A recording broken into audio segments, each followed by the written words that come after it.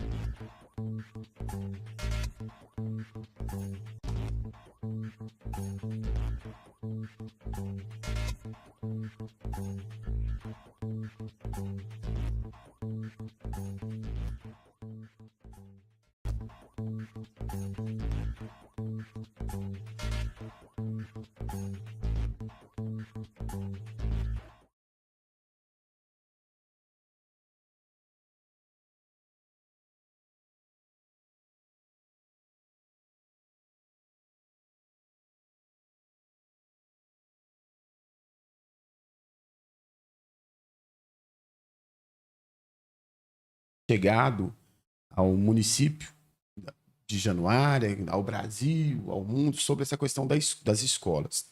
Não é? A gente sabe que semana retrasada teve uma situação lá em São Paulo, de um adolescente, depois teve de Blumenau, e aí o trem se encandeou. Mas antes de tudo, agradecer a presença do senhor aqui, bom dia, e feliz em ter o senhor aqui. Bom dia, Pastor Ricardo. Bom dia a todos os ouvintes aí que estão acompanhando esse podcast. É um prazer estar aqui, podendo interagir um pouco, falar um pouco sobre a segurança pública, principalmente aqui no âmbito do nosso município de Januária. Sim. Comandante, sábado, como foi dito, como eu falei aqui, sábado não, semana retrasada, houve uma situação em São Paulo de um adolescente que matou uma professora, feriu outras pessoas. A professora morreu, na verdade, procurando defender outros alunos. No conseguinte, na outra semana, teve a situação de Blumenau, e essa foi a que a gente repercutiu a de São Paulo aqui na rádio, mas a gente viu que não teve tanta repercussão assim. Mas quando chegou na de Blumenau, aí houve uma repercussão muito grande, uma comoção muito grande e tudo. E o governador, então, determinou, né, que as escolas do estado de Minas iriam passar a ter mais essa segurança, apesar que sempre houve a patrulha escolar, né? Mas como é que vai ser essa nova determinação do governador no estado de Minas primeiro, antes de falar de Januária? É verdade. Para responder a sua pergunta, eu vou apenas contextualizar um pouco algumas questões referentes à segurança pública do nosso estado. O estado de Minas Gerais hoje, os dados do Ministério da Justiça, é considerado o estado mais seguro do Brasil. Sim. Isso já por 2 anos consecutivos, com base naqueles indicadores de violência que são mensurados, o nosso estado ele ocupa o primeiro lugar no Brasil. E dentro do estado de Minas Gerais, a cidade de Januária, ela é que obteve no ano passado o quarto melhor indicador de segurança pública. Ou seja, nós, em âmbito dos 583 municípios que compõem, Sim. 853 municípios 853. que compõem o estado de Minas Gerais, nós somos considerados, em termos de indicadores, o quarto mais seguro. É um número excelente no que se refere à prestação de segurança pública. É tão interessante o que o senhor está falando, que a nossa rádio aqui, a gente repercute Sim. matérias do estado de Minas, Uhum. né? Mas a gente observa que Montes Claros tem muita violência, Curvelo, e a gente vê que Januária meio que não tem tanta informação nesse sentido. Aí quem não entende, pensa que não está acontecendo, que não está tendo a atuação da polícia. Na verdade, é porque está tendo, né? É verdade. Cidades igual Montes Claros, que tem uma população maior, tende a ter mais fatos criminosos e, logicamente, ganha uma repercussão maior. A cidade de Januária, ela é uma cidade muito pacífica e os próprios indicadores de segurança demonstram isso aí. Mas, logicamente, como nós tivemos esses fatos envolvendo educandários que não foram no estado de Minas Gerais, mas que, devido à questão da mídia, devido à questão da preocupação como um todo, e é correto termos essa preocupação, Sim. acaba por se difundir uma ideia de atentados a escolas que trazem segurança para as nossas famílias, né? Sim. Agora vamos lá. Em relação como que o governador, como que a polícia pretende atuar, porque já tinha a patrulha na escola. Como é que vai ser esse trabalho aqui, especificamente para atender esse público escolar? No primeiro momento, nós deflagramos uma operação voltada especificamente para o patrulhamento nas escolas. Qual que é a diferença de se deflagrar uma operação específica para algo em detrimento do policiamento ordinário? É o foco que se dá dado o momento de crise. Então, nós consideramos que, devido às questões repercutirem em termos de mídia, devido à própria insegurança dos pais e das crianças em deslocarem para a escola, o momento era propício para nós fortalecermos esse patrulhamento nas escolas. E, com isso, também trazer segmentos da sociedade para participar da segurança pública, que ela é, de fato, um dever do Estado, mas também um direito Dever de todos. e um dever de todos, né? Então, nesse sentido, nós estamos priorizando as abordagens, os patrulhamentos próximos aos educandários de ensino. Essa semana, nós tivemos lá no quartel a reunião com todos os diretores das escolas aqui de Januária, exatamente para verificar como que é a questão da violência dentro do ambiente escolar. Orientar também quanto a algumas dicas de segurança que foram repassadas, que podem ser tomadas pela escola, com base nessas experiências, desses eventos que nós tivemos, e principalmente criar uma rede de proteção escolar que participe outros órgãos, como, por exemplo, o Conselho Tutelar. Nós observamos que, em alguns desses fatos criminosos que ocorreram em outros estados, os indivíduos aparentemente apresentavam problemas de ordem psiquiátrica. Então, necessário se faz também fortalecermos a questão dos CAPs nos nossos municípios. Sim, sim. Então, uma série de ações integradas, né? Desde a escola trabalhar questões atreladas à prevenção do bullying, do fortalecimento da tolerância e do respeito ao próximo. Então, assim, são uma série de valores, uma série de condições familiares que, no final, se devidamente observadas, elas vão propiciar a criação de um ambiente mais seguro, mais efetivo para as nossas crianças e adolescentes. Estamos aqui conversando com o Major Bruno, ele que é subcomandante do 30º Batalhão de Polícia Militar daqui, da cidade de Januária, e ele está falando aqui sobre a questão da segurança da Polícia Militar aqui na cidade de Januária. Mas ó, então vamos lá, vocês vão. Como é que está acontecendo isso? Vocês entram na escola ou ficam na porta da escola? Como é que está acontecendo esse processo agora, nesse momento aí? Nesse momento, nós estamos, primeiro, priorizando o patrulhamento próximo às escolas, nos horários de entrada e saída, nos arredores. Por quê? Para identificar indivíduos que estejam eventualmente cooptando crianças e adolescentes para o tráfico, indivíduos que tenham passagem pelo sistema prisional por crimes cometidos com violência, que estejam próximos ao educandário. Sim. Uma vez identificados esses indivíduos, eles são qualificados, são colocados nos nossos grupos de monitoramento para que nós possamos estar retirando esses indivíduos da proximidade desses educandários. Em um segundo momento, quando necessário, nós também estamos fazendo esse contato direto no interior da escola. E sempre que tem um acionamento devido a algum conflito no ambiente escolar, a gente está procurando intervir rapidamente, solucionar, não só muitas vezes na parte que foi vítima, mas também na parte que muitas vezes é considerada autora, para pacificar a situação. E dentro desse contexto, a gente está buscando também resgatar a questão da autoridade dentro da escola. Essa autoridade por parte dos servidores públicos que lá estão, como, por exemplo, os professores, né? Uma das principais reclamações que nós temos hoje é que o aluno na sala de aula, ele não respeita, não obedece um professor. Algo que talvez no tempo nosso seria inconcebível. Se minha professora chegasse uma reclamação para minha mãe da minha professora, eu Ixi, podia saber que ia ter a coisa ia problema. ficar feia em casa, Sim, né? sim. Então, assim, ainda que de forma saudosa eu faça essa afirmação, é nítido que esse empoderamento do profissional da educação é importante dentro da sala de aula, porque ele também é uma referência do ponto de vista da estrutura social, de hierarquia, de ordem, de respeito, valores que a gente aprende lá dentro de casa, com os É, pais, que a mas gente aprende na igreja, na que a gente igreja. aprende no convívio social como um todo. E muitas vezes esses valores estão sendo perdidos e carecem de ser resgatados. E é interessante aí que o senhor entra, aí você já entra na questão filosófica, né? Porque esse empoderamento do aluno ao invés do professor surgiu a partir das ideias de Paulo Freire, né? Sim. E aí as ideias de Paulo Freire tinham essa filosofia de fortalecer o aluno e dar voz ao aluno, e isso tá virando um trem aí que tá dando trabalho já para os professores, né? Sim, na verdade, sim. O ambiente de aprendizagem ele deve ser um ambiente livre. De fato, o aluno tem que ter a liberdade para buscar a melhor forma de obter o conhecimento, de interagir, de desenvolver novas habilidades enquanto sem desenvolvimento.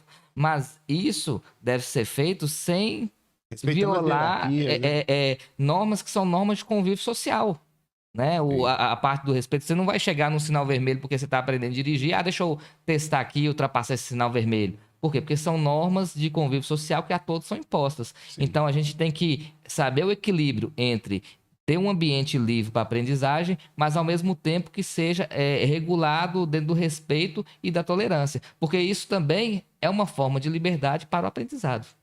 Verdade. Uma questão que a gente quer abordar com o senhor aqui é relacionada às brigas nas escolas. E essas brigas nas escolas estão muito ligado a um grupo de jovens que criaram dois grupos chamados a Tropa da 41 e da VV. E aí, de vez em quando, tem umas brigas, umas confusão. E essas brigas, pelo menos assim, a gente observa aqui na rádio, que elas têm aumentado nas escolas, né? Sobretudo, vou citar aqui, as escolas mais aqui, não vou falar para não prejudicar a escola, mas as escolas aqui mais na região central. E aí, como que a polícia... Porque antes desse negócio já tá tendo as brigas. Minha mãe tem um dizer que onde a fumaça vai Sim. ter fogo. Como é que vocês veem essa situação aí da briga na escola? Meu filho costuma dizer que fala, pai, é porque os meninos estão meio tediados. Aí eles fazem as brigas para poder sair do tédio. Mas e aí, como é que o senhor vê essa situação?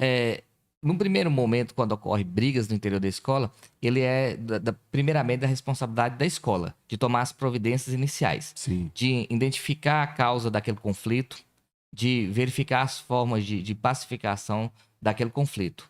Logicamente, o adolescente, por estar numa fase de desenvolvimento, hormônios aflorados, não ter, às vezes, a envergadura, a capacidade intelectual de resolver seus problemas através do diálogo, ele se vale do uso da força. E sim. o uso da força, ele acaba por gerar esse tipo de situação. Então, o que deve, na minha opinião, ser feito é um trabalho exatamente focado na prevenção das causas dessas situações. E a gente observa que muitas delas são questões ligadas a bullying, a ausência do acompanhamento dos pais na atividade escolar dos seus filhos, que colocam muitas vezes a escola como responsável pela educação principal da criança e do adolescente, Sim. enquanto a responsabilidade principal do ponto de vista de espiritualização do indivíduo, de acompanhamento do seu desenvolvimento escolar, dentre outros aspectos, é da família, é do pai e da mãe. Então, às vezes, a gente observa também essa ausência dos pais no acompanhamento Da dos seus escola. filhos, do que eles fazem, né? Então, a gente repudia toda e qualquer forma de violência, seja ela praticada por criança, por adolescente, por adulto, contra pessoas de grupos minoritários. Toda forma de violência, ela deve ser repudiada. E como é fato, assim, às vezes até comum adolescentes discutirem, brigarem, o que deve ser feito é exatamente esse trabalho de educação e desenvolvimento da tolerância. Sim. Em relação à patrulha escolar, como que era antes e é agora, a partir dessa situação? Nós temos uma equipe de patrulha escolar. O que mudou, ela continua atuando normalmente. O que mudou foi só o enfoque que ela dá nesse momento de situação de crise. Por exemplo, em situações de normalidade, via de regra, ela vai fazer uma trabalha, por exemplo, com rede de palestras voltada à formação do indivíduo. Em outros momentos, ela trabalha voltada para os aspectos culturais, de segurança da região. E em momentos como esse, às vezes ela vai priorizar mais o patrulhamento com foco em abordagens, em identificação de indivíduos que sejam potenciais alvos. Ela vai buscar junto aos professores exatamente esse resgate da autoridade, reafirmar essa questão da responsabilidade da escola quanto a gente ali de atuar na pacificação desses conflitos. Sim. A gente sabe que outrora Januária já chegou a ser uma das cidades mais violentas do estado. E aí, eu me lembro que na época, hoje que é o coronel, né, o Jorge Bonifácio, com o Major Edivar, eles estabeleceram o policiamento comunitário em Januária, e na época um dos responsáveis era o Sargento Carlos. E aí a gente observou que naquela época os índices melhoraram muito em relação a Januária. Como que está hoje essa questão do policiamento? Vocês pretendem, como o senhor falou, que chamar a comunidade para contribuir nesse negócio? Vocês pretendem fortalecer um pouco mais os conceps, pensar nessa questão da polícia comunitária? Como é que vai ser essa questão? O policiamento comunitário, ele não é uma diretriz só do batalhão. Ele é uma diretriz que consta no plano estratégico da Polícia Militar. Ele é um dos pilares do policiamento que nós fazemos em nosso estado. Porque a participação da comunidade é crucial para a gente obter os resultados que nós obtemos. Sem a participação do cidadão, não tem como a gente prestar uma segurança pública que nos coloque como o estado mais seguro do Brasil. Sim. E que no ano passado a cidade de Januária ficou como a quarta cidade mais segura do Brasil. Então, essas políticas voltadas ao policiamento comunitário, por exemplo, elas estão sendo desenvolvidas aqui agora, nessa interação, nesse podcast que a gente está aqui. Sim. Você, enquanto representante da própria comunidade, de sanar dúvidas, questões que sejam importantes, que nós estamos aqui interagindo, passando informações, dizendo como está sendo a atuação da polícia. Estamos abertos também no quartel a receber, ouvir as pessoas. Sim. Então, isso faz parte de uma mudança de concepção de um policiamento que existia algumas décadas atrás e que hoje é mais voltado para esse viés de fato comunitário. Então, isso é uma constante. Logicamente, de acordo com a dinâmica social, ele vai sendo adaptado, vai sendo modificado, mas ele é algo permanente na nossa instituição. Entendi. Em relação o ProERD, que a gente sabe que o ProERD é de grande valia, né, para o estado e para Minas Gerais. Como é que está? Como é que vai ser a atuação do ProERD nas escolas? Porque o ProERD foca mais nos adolescentes, né? E aí, como é que vai ser essa questão do ProERD? Vai ter mais atuação nas escolas? Como é que vai ser?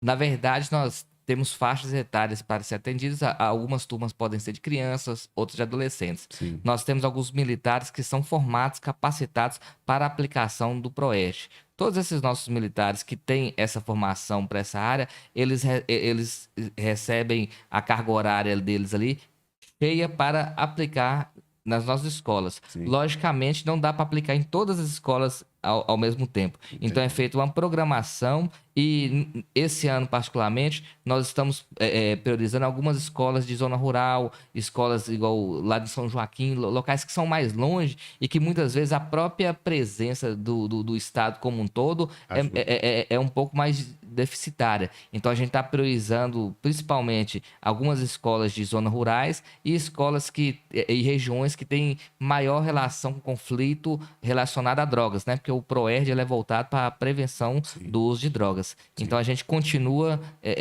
com o ProERD, mas nesse momento, devido ao planejamento que foi feito no final do ano passado, nós estamos priorizando a zona rural da nossa cidade. Eu achei interessante aqui o Progeia. Progeia. Isso.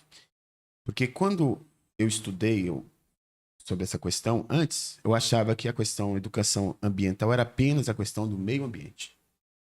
Lá, de árvore, de cuidar das árvores e todos os animais. Mas depois eu estudando, eu percebi que eu fiz o curso aqui, na época teve um curso aqui em Januária, Sim. de policiamento comunitário. E aí eu participei desse curso. Na época eu era o presidente do CONCEP, e tinha outras pessoas outros policiais, civil, militar, enfim. E aí eu achei interessante que o conceito colocado pela polícia na educação ambiental não é apenas a educação ambiental da questão de cuidar do meio ambiente, mas a educação ambiental de cuidar de onde você vive, Sim. como pessoa, como ser humano. Só que o Progea, ele, tipo assim, ele é muito. Não sei se é porque as pessoas focam muito no Proerd, mas você não ouve falar muito do Progea, né? Na verdade, a questão do projeto é porque quem aplica ele diretamente são os policiais do meio ambiente. Hum, E a demanda nossa e o efetivo, a grande quantidade do efetivo nosso, na verdade, ele é empregado no efetivo operacional, que não é um policiamento específico igual do meio ambiente. sim. Então, logicamente, por eles terem um efetivo menor à disposição, o Aí, número de escolas que eles conseguem atender também é menor.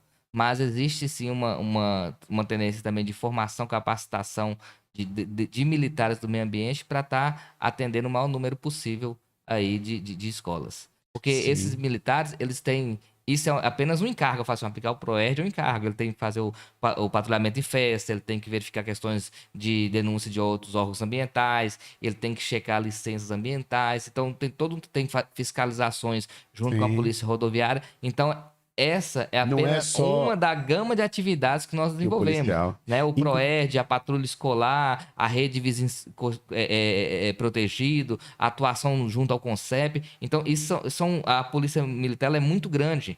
Então, ela tem uma Sim. diversificação muito grande de portfólios a serem desenvolvidos. E é tão interessante o que o senhor está falando que, como assim, eu me especializei, eu sou assistente social, e me especializei nas políticas de prevenção às drogas, né?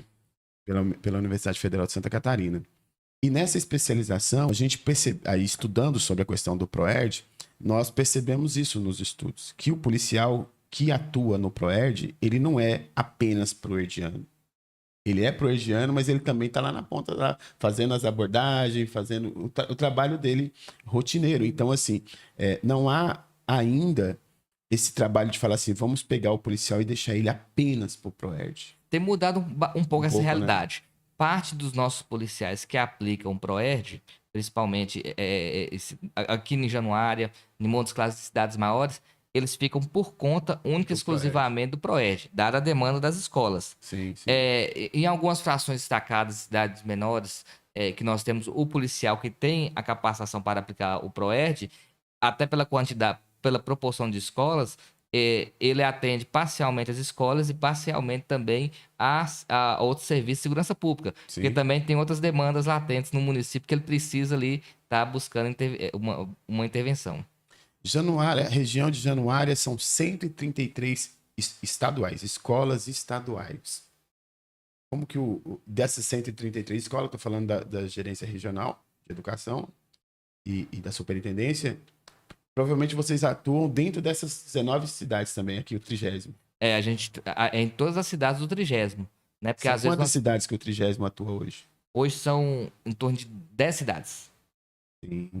E aí vocês vão atuar esse trabalho que está sendo realizado focado nas escolas, Isso. vai ser Escolas e estaduais, municipais. escolas municipais, escolas públicas e escolas particulares. A gente Sim. não faz a acepção de Distinção. uma ou outra escola. A gente vê a necessidade e faz um planejamento de atendimento dentro da nossa capacidade e busca, dentro da melhor forma possível, atender a população. Sim, vamos lá. 133 escolas, só É, município, só em Januária. é grande a demanda Januária tem mais de 80 escolas nesse municipais, país. né? Fora as escolas estaduais. Aí vamos lá. O senhor não acha, de repente, que também seria interessante a polícia meio que provocar o município, fazer o município pensar a questão da guarda municipal? Essas são questões muito próprias dos municípios, porque a criação da Guarda Municipal, sem dúvida, ela auxilia na área de segurança pública. Mas por trás da criação da Guarda Municipal um outro órgão, uma outra que É tem que uma ser criada outra. dentro do município. Sim, E isso sim. está atrelado à questão de custo, de gastos, de questões previdenciárias. Então, a realidade de cada município, ela tem que ser feita pelo gestor. Logicamente que quando ele quer e Se vê ele que tem quiser. condições de implantar junto com o poder legislativo ali apoiando, a gente é principal parceiro de estar auxiliando nas demandas. Mas isso tem que ser feito uma leitura muito próxima da realidade de cada município. Porque às vezes o que é destinado ali para a criação de uma guarda municipal, num dado momento, ela poderia ser, por exemplo, priorizado para a criação de um olho vivo. Então, assim, é questão porque os recursos nossos eles são São limitados e limitados. as nossas necessidades não são, né? Sempre Sim, vão surgir sim. novas necessidades. O que eu falo que é importante dentro desse processo? Trazer a população para participar, Pra né? conhecer, né? Nós estamos aqui com fé em Deus, até o meio do ano nós estamos com o olho vivo implantado aqui em Januária, principalmente na região central, que vai melhorar muito o aspecto do policiamento, da segurança pública, do trânsito Esse como olho um todo. vivo, esse olho vivo vai ficar. A polícia que vai No ficar. quartel, vai ficar lá no quartel, lá, o monitoramento é feito no quartel da Polícia Militar, Entendi. em parceria com o município. Então, em algum momento, nós tivemos que optar entre fazer uma política X ou implementar o olho vivo na cidade de Januário. Então, eu falo assim, trazer a população é importante por causa disso. Tá Porque a discutindo. população discutir e participar, olha, não dá para fazer às vezes tudo, ou fazer tudo ao mesmo tempo. Então, a gente tem que estabelecer, de acordo com a vontade popular, aquilo que é prioridade, aquilo que é mais latente no momento da demanda. Porque querendo ou não, a gente fala da questão da guarda municipal. Maria da Cruz tem guarda municipal Sim. já, né? Eu acredito que contribui com a polícia lá. Até estive lá ontem, lá na feirinha, lá na quinta-feira, terça e quinta, tem uma feirinha lá bacana. Até observei lá a atuação deles lá. Sim. Um grupo bem significativo. E é interessante porque a política pública existe, né? Sim. O Ministério da Justiça, existem milhões de recursos que estão lá à disposição, mas precisam de projetos. São de projetos, precisa toda uma estruturação para poder executar esses projetos, que não é só implementar uma guarda municipal. Tem que ter, O material, equipamento, se vai ser armada, se não vai ser armada. A finalidade constitucional dela é para guarda patrimonial, de caráter patrimonial, Sim. não da prestação da segurança pública. Sim. Então, existe uma série de nuances que devem ser Isso observadas. tem que ser discutido. Aí Tem que ser chamar discutido. a polícia, É complexo. tem que A chamar a situação não é polícia. só de cria ou não cria, não. É um pouco mais complexo. Mas é importante pensar, né? Sim, é lógico, tem que ser pensado. importante. É o que eu falei, tem que ser pensado, debatido junto à sociedade, né? Sim. Construído algo positivo. Sim. Logicamente, vários municípios, igual você falou, Maria da Cruz tem, outros, Itacarambi tem também. Tem. Então, assim, vários locais têm e com certeza ajuda e auxilia muito. Sim. A de São Paulo é muito quase polícia mesmo, né? Sim, a de São Paulo é bem atuante. Inclusive, já teve até alguns debates de jurídicos, inclusive com condenações que foram feitas com base na atuação deles, anuladas em termos de tribunais. Então, assim, tem toda uma questão constitucional que envolve a atuação das guardas, que deve ser observada, para o quê? Para não se fazer um trabalho que no final... Que não é a finalidade dela. e que no final pode não ser efetivo para a sociedade. Eu acho que essa questão é muito ligada muito ao poder, né? Tipo assim, Mas guarda. aqui em Januário nós temos tido um bom diálogo com o Poder Executivo e temos melhorado bastante. Mas o que eu falo assim no poder é no sentido assim, o guarda municipal, ele não é um policial militar. Sim, Ele é um guarda municipal. Mas querendo ou não, essa situação do ele se reveste ali ele é um agente público. isso aí né? ele meio que uma hora fala assim, uma hora ele vai falar assim, mano, eu quero também ter a mesma ação de policial. Sim. Mas é o que o senhor falou. O guarda municipal, ele foca na questão do Patrimonial. E dentro do exercício da preservação do patrimônio público, ele tem um poder de polícia. Porque o poder de polícia, ele não é só do policial. Sim, né? Um agente que exerce uma fiscalização no comércio, ele exerce um poder de polícia, que fiscaliza um alvará. Então, assim, o poder de polícia, ele não é só do policial. Ele é exatamente essa capacidade que a administração pública tem de, através de seus agentes, tomar medidas impositivas em relação ao particular, né? Sim. Então, ele é comum de outros órgãos também. Aí, nós temos que verificar qual desses órgãos, em dado momento, deve ter suas competências ampliadas, fortalecidas, para estar atuando ali. Porque como você falou, né? É complexo, não é tão simples assim, né? Você chegar e vamos fazer. Tem que fazer. Tem como fazer? Tem. Existe recurso? Existe. Mas tem que planejar tudo bonitinho, ver o que vai gastar, quantos carros, quanto de gasolina, quantas pessoas, vai atuar aqui, vai atuar lá e assim. Sim. Se é questão patrimonial, qual que é o histórico de depredação do patrimônio municipal aqui na nossa cidade? Então, assim, é toda uma... É bem complexo. Sim. Não é só criar. Tem que trazer, de fato, a população, vamos criar... Agora, se pensasse, de repente, na Guarda Municipal, pensando nessa questão da escola, de contribuir com a escola, seria já de repente, não sei, aí que o senhor vai entender melhor do que eu nesse sentido, né? Não sei se havia legalidade para isso. Mas seria interessante, de repente, porque essa questão da guarda municipal, de repente, contribuir com essa questão das escolas e ter esse foco, que nem a patrulha escolar tem esse foco de estar nas escolas ali, Sim. entendeu? A guarda municipal, de repente, pensar nesse viés aí. Você vê que... Tá presente ali, né, Sim. representando. Igual eu falei assim, a guarda municipal, ela auxilia, sim, é importante para o município, né? O que tem que ser debatido é exatamente as condições e viabilidade da implementação em dado momento.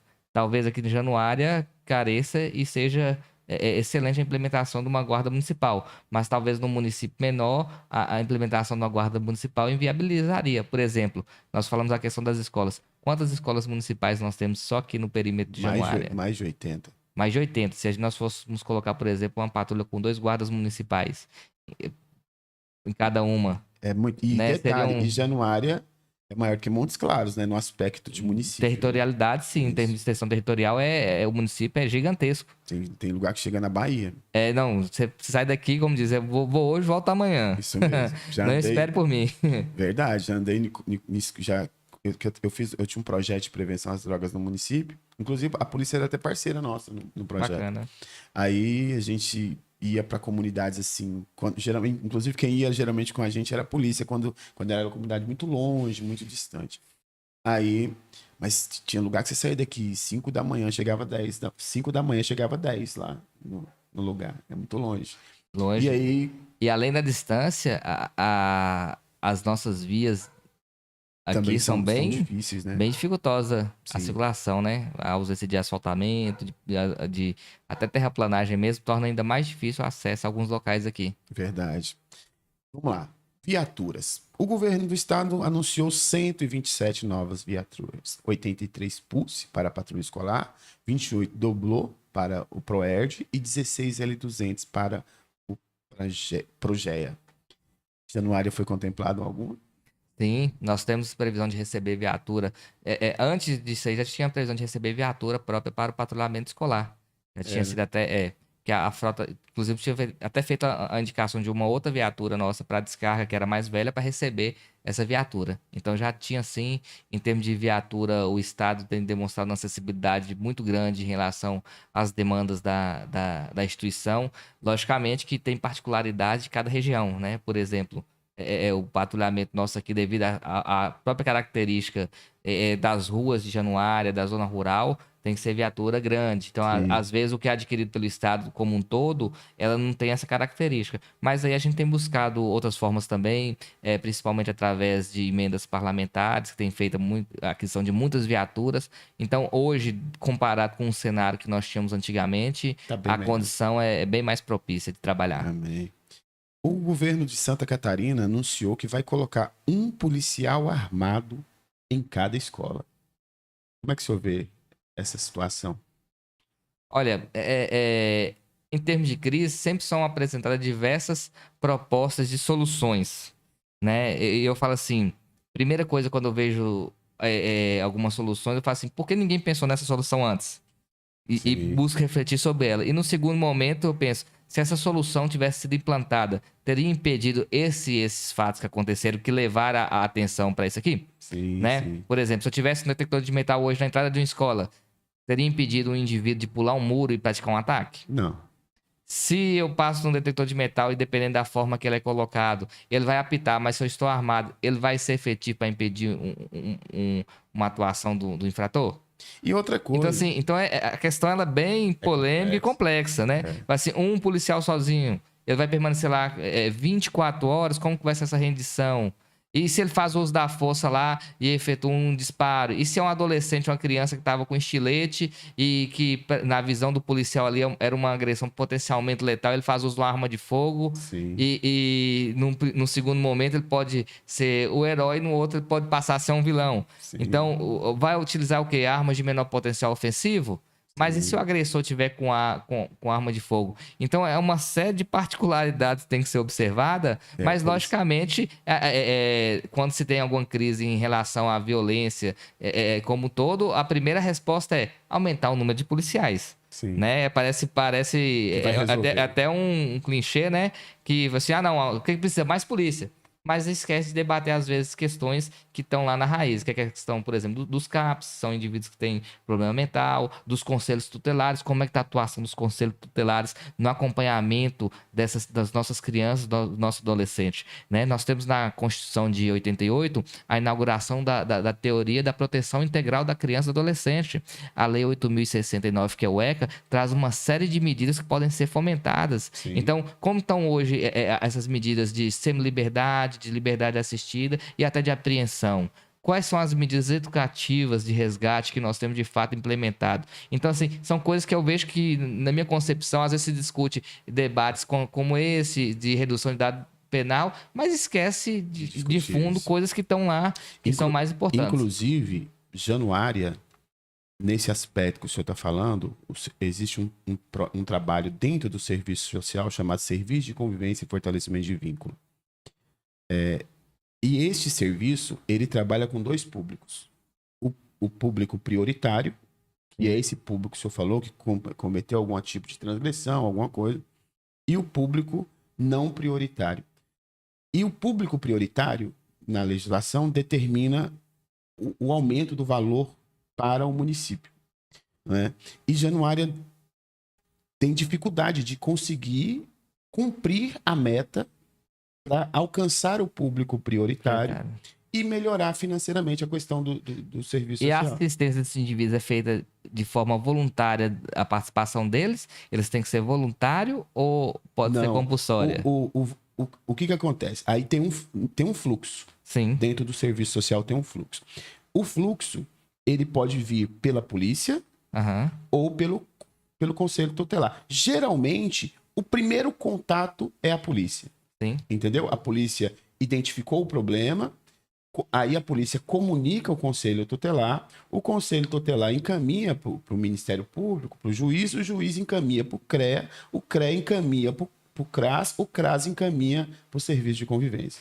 É um fluxo, você está entendendo? Se esse fluxo aí falhar em algum momento, não chega lá no serviço de convivência, que o serviço de convivência é como se... Eu até escrevi algo sobre que o serviço de convivência é como se fosse uma espécie de mar que recebe todo esse trabalho. E aí, só que, por algum motivo, Januária, se mudou, foi esse ano, de 2022 para 2023. Mas até 2020, início de 2022... o serviço de convivência não conseguia o público prioritário. Inclusive, era uma indagação que eu fazia. Eu falei, gente, em Januário não tem problema com criança? A gente está cheio de criança na rua usando droga, está cheio de adolescente usando droga, está cheio de mulher apanhando de marido e vice-versa, entendeu? E não chega esse público. Às vezes eu falo assim, às vezes o que talvez seja necessário é fazer uma busca ativa mesmo. Sim. Né? Ao invés de às vezes, esperar aquele fluxo da informação chegar, buscar fazer esse link para um atendimento em rede, às vezes com a patrulha de violência doméstica, que também é um outro portfólio da polícia. Ter uma constância, às vezes, de reunião nas escolas para verificar quais são os casos que a escola identifica. Você falou assim que a polícia militar é a primeira. Às vezes nem é. Muitas vezes é o vizinho ali que toma conhecimento. Sim. Às vezes é o professor.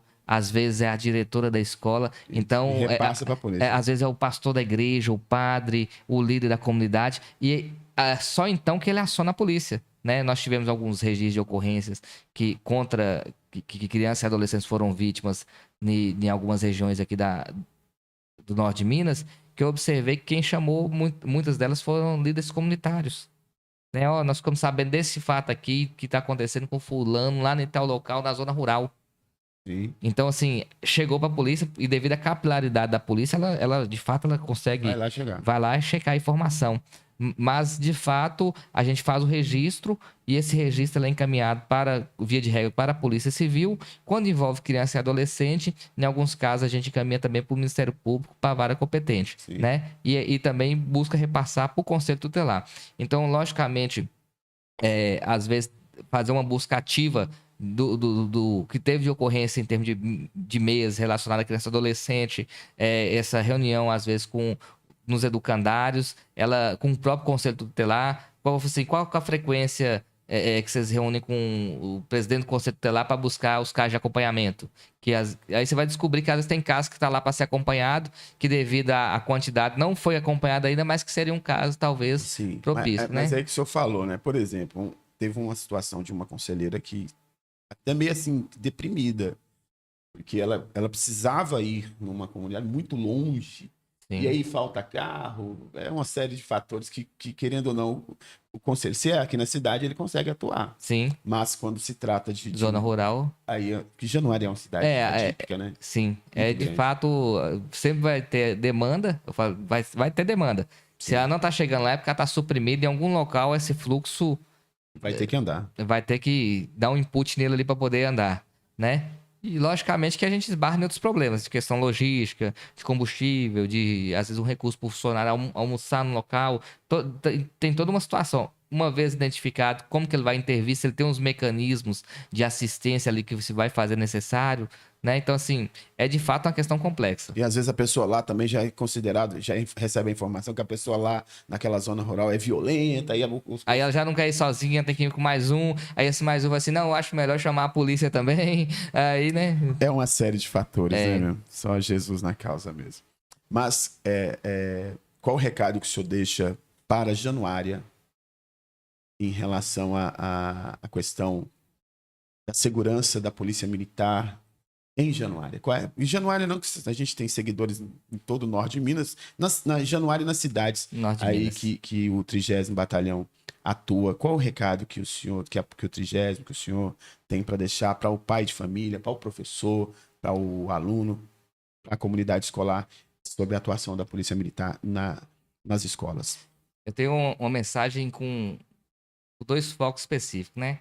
Até em deferência na condição do entrevistador, que também é pastor, Sim, né? Eu faço menção a um versículo bíblico que fala: ensina a criança no caminho em que deve andar, e até quando crescer não se desviará dele. sim, E nesse primeiro momento, eu chamo a atenção sobre a responsabilidade de todos, em especial dos pais, para estarem acompanhando de fato a criação e a educação de seus filhos. Não só do ponto de vista como provedor material, mas também como responsável pela espiritualização e desenvolvimento intelectual do seu filho, da criança e do adolescente. sim. Então, a primeira atenção que eu chamo é nesse É a sentido. bíblica mesmo, né? E segundo, dizer que essas crianças que frequentam as nossas escolas, eles são também nossos filhos, nossos vizinhos, nossos amigos, são tem um valor imprescindível para a gente. Então, enquanto cidadão, o meu envolvimento é total. Enquanto policial, é 24 horas por dia também, voltado para a atuação no foco na prevenção e, quando necessário, na repressão. Então, a mensagem da Polícia Militar é: aquilo que incomoda, que atrapalha as nossas crianças e adolescentes, as nossas famílias, para terem um ambiente saudável para desenvolver as suas capacidades intelectuais nos educandários, é um problema nosso também, e nós não vamos descansar, nós não vamos recuar, nós não vamos retroceder enquanto a gente não conseguir trazer uma situação de normalidade. Embora já tenhamos uma situação de normalidade em Sim. termos de Minas Gerais, mas do ponto de vista da comoção social, é necessário mostrar que nós estamos presentes, mostrar aquilo que nós temos feito. Major, muito bom ter o senhor aqui no nosso podcast. Prazer. Quer falar mais alguma coisa Não. sobre as ações da Acho que já polícia? falei demais. Bastante, né? Mas foi um prazer ter o senhor aqui conosco no nosso podcast. A gente sabe que, querendo ou não, hoje as pessoas ficam preocupadas de fato, né? E querem uma resposta, né, da gente, né? E aí, pastor, você já conversou com o pessoal da polícia? Falei, não, calma, a gente já mandou mensagem, eles vão vir aqui, né? Mas assim, e é importante mesmo que a polícia, essa presença da polícia, que a gente sabe também que a polícia é muito atuante, ela tá ali. Sim. Eu costumo falar nas minhas palestras que a polícia hoje, ela trabalha, quando eu tô na escola, eu falo, a polícia trabalha com inteligência. Então, pense você que a polícia não tá de olho em você. Sim, é verdade. Ela tá de olho em você. ela tá sabendo, ela tem drone, ela tem o pessoal que Tem toda uma rede de tem toda informações, de uma rede de atuação. informações. Você tá ali achando que tá tudo tranquilo, mas a polícia tá levantando sua ficha. E uma hora, como diz o pessoal, a casa vai cair, né? Então é interessante ter esse entendimento. A sociedade, né? Sobretudo aqueles que querem bagunçar o coreto, como diz o povo lá em São Paulo, né? É saber que a polícia está presente. É verdade. E estamos também à disposição. Qualquer cidadão ele pode nos procurar, pode ir até o quartel, conversar conosco, levar suas demandas, seus anseios. E nós temos também um 190, que está à disposição 24 horas por dia do cidadão. Temos também o 181, que é muito importante fomentar, Pastor Ricardo, que Sim. ele serve para fazer a denúncia anônima. Ela é 100% anônima. Às vezes eu reclamo de algo que está acontecendo na minha rua, no meu bairro, mas eu não tenho uma participação ativa para solucionar aquele problema. Às vezes a simples denúncia de identificação para facilitar o nosso trabalho, ela é crucial. Então, quando você, às vezes, usa esses mecanismos para gerar a demanda, permite que a gente dê uma solução adequada para a demanda da comunidade. Sim. Posso fazer uma oração pelo senhor? Amém? Então, Senhor Jesus, abençoa, Deus, o Major Bruno que está aqui no nosso estúdio, abençoe a sua família, abençoe o seu trabalho, abençoe, Amém. meu Pai, aonde quer que ele ande, Senhor Jesus Cristo. Livra ele de todo mal, livra ele, Senhor Jesus, da maldade dos homens, guarda ele, protege, abençoa o seu trabalho, abençoa, meu Pai, todos os homens que trabalham na Polícia Militar, Senhor Jesus Cristo, e dá a tua bênção a todos nós. Eu te peço, no nome do Senhor Jesus, amém. amém. E graças a Deus. Major, foi um prazer conversar com o senhor. Tudo meu. A gente tá aqui também para contribuir, né? Se for necessário para a gente ajudar no Concep, a gente está aqui para contribuir. Obrigado. Sabemos que o Concep também é importante. O Concep de Januário Sim. era muito atuante, não sei como está hoje, mas era muito atuante, sobretudo da cerâmica, né? Quando tinha até o policiamento comunitário lá, uma base da polícia lá na cerâmica. E aí a gente está aqui para contribuir, né? Falando Obrigado. enquanto pastor Ricardo. A rádio, nós temos aqui o nosso site, que é um dos sites mais acessados do norte de Minas hoje. A gente repercute matérias diariamente. Se a Polícia Militar, o pessoal da assessoria de comunicação da polícia, quiser utilizar um espaço no nosso site, está à disposição. É só entrar aqui, criar um registro, né? E Sim. aí a gente pode criar um link, Polícia Militar, entendeu? Uma página, Polícia Militar. E aí o pessoal da assessoria de comunicação pode entrar lá, postar no nosso site, citar. A única coisa que a polícia sempre faz isso, né? É citar a fonte. Por causa da questão de não, Sim, não ter logicamente. problema com plágio, né? Mas a polícia sempre faz isso. E aí, se quiser usar o nosso site, não precisa. É só pedir, fazer o registro, conectar. E aqui a gente tem as notícias que a gente coloca. Tem a de Januária, tem do norte de Minas. Cada cidade do norte de Minas a gente coloca. Enfim, o objetivo nosso aqui na rádio é estar contribuindo para a Januária estar também avançando no sentido de comunicação também. Sim. E no mais, Deus abençoe o senhor de forma muito forte e poderosa. Amém. Estamos à disposição lá e espero voltar aqui outras vezes para bater mais um papo Opa! com todo o público aí. Vamos sim.